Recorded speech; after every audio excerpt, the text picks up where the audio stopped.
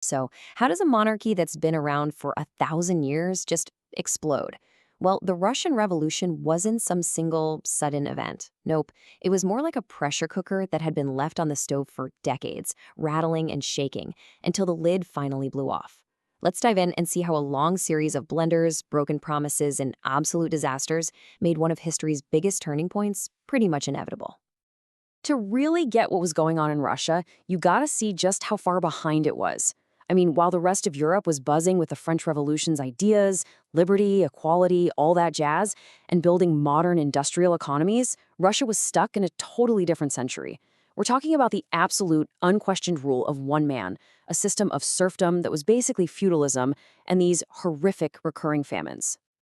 And yeah, that gap, it was a direct result of that absolute power. The Russian czars, well, they weren't really interested in things like citizens' rights or modernizing society. They could do whatever they wanted and nobody could say a thing. That even included things like continuing to export grain for cash while hundreds of thousands of their own people were literally starving to death. But then, a glimmer of hope. Meet Tsar Alexander II. He looked around, saw Russia falling further and further behind, and knew something had to give. He would go down in history as the Great Reformer for one absolutely massive decision. He freed the serfs. Just like that, in 1861, millions of people who were legally considered property were now free. But, and this is a huge but, there was a crippling catch. These newly freed peasants had to pay their old masters for the land they'd always worked, and these payments were scheduled to last for, get this, 49 years. So for most people, this freedom felt an awful lot like the same old life. So here's the crucial part. For a growing group of radicals, these half-baked reforms just weren't cutting it. They didn't want a better czar, they wanted no czar. They wanted to tear down the whole system of autocracy. And in 1881, they managed to do just that, assassinating the one czar who had actually tried to change things. The murder of the great reformer sent a shockwave through the system, and the pendulum swung violently in the other direction. You see, the lesson his son took from his father's death wasn't that more reform was needed. Oh no, he concluded that any reform was a dangerous mistake. And that belief was about to plunge Russia right back into the dark. And this is that son, Alexander III. Having seen his own father blown to pieces, he was absolutely convinced that any sign of weakness, any little bit of freedom, only led to chaos and death. So his entire reign became one big, brutal reaction against everything his father tried to do. He clamped down, and he clamped down hard. In his mind, the problem wasn't autocracy. It was that his father hadn't been autocratic enough. He forced a policy of Russianness on the diverse peoples of the empire. He created the infamous secret police, the Okhrana, to hunt down anyone who dared to dissent, and he basically just slammed the door shut on reform. But this iron-fisted rule of Alexander III didn't last forever. It was cut short by kidney disease, and the throne passed to his son, a man who, in his own words, was completely, totally, and utterly unprepared for the job ahead of him. I mean, it doesn't get much clearer than that, right? Those are the actual words of Nicholas II. He knew it himself. He was timid, he was indecisive, and he was about to take the wheel of this massive, complex, and deeply troubled empire at the worst possible time. And his reign began with a terrible, horrific omen. During a public celebration for his coronation, a rumor about free food and beer caused a massive stampede. Nearly 1,500 people were crushed to death. And what did Nicholas do? That same evening, he went ahead and attended a fancy ball with the French ambassador. His image was instantly tarnished, and people started calling him Nicholas the Bloody from day one. All this time, the opposition wasn't just sitting around. It was getting organized.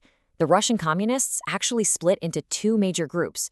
You had the Bolsheviks, led by the intense and totally uncompromising Vladimir Lenin. He wanted a small, elite party of professional revolutionaries to lead the charge. And then you had the Mensheviks. They were a bit more moderate, wanted a more democratic approach, and, get this, they were already worried that Lenin's hardcore attitude could easily lead to a one-man dictatorship. A little bit of foreshadowing there.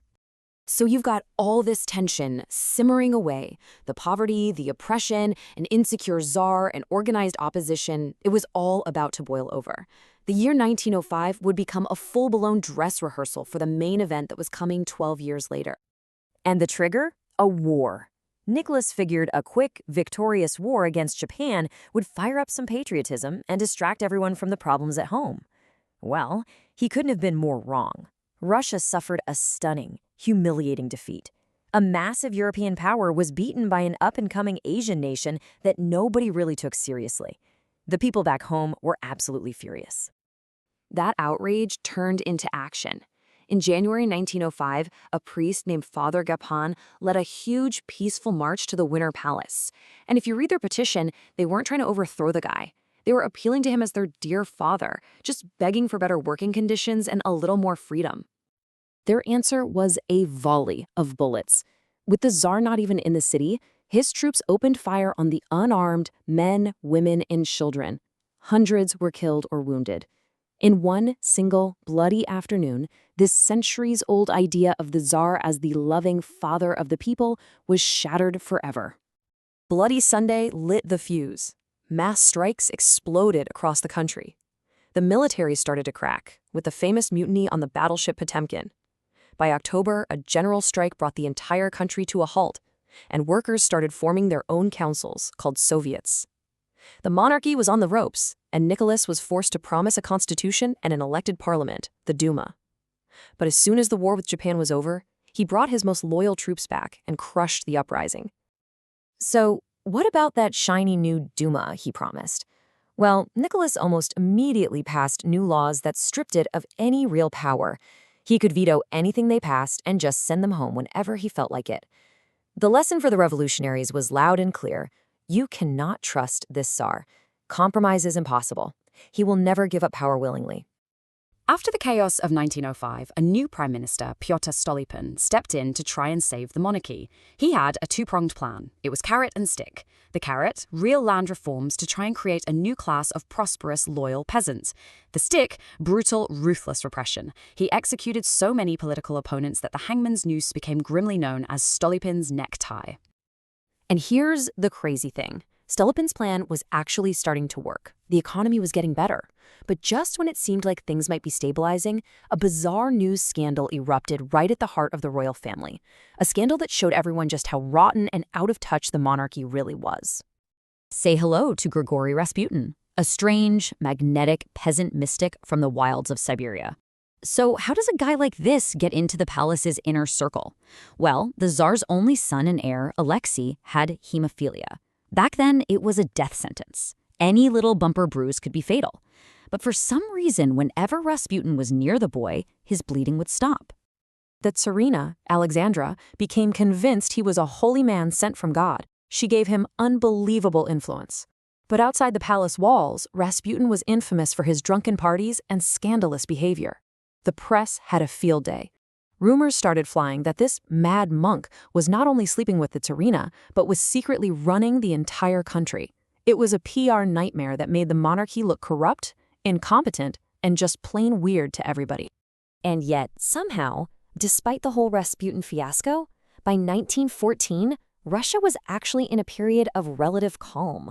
The economy was growing, Stolypin's reforms were taking hold, the revolutionary groups were kind of at a low point. For a brief moment, it looked like maybe, just maybe, the old system was going to pull through after all. But that was the real question, wasn't it? The foundation of the state was completely rotten.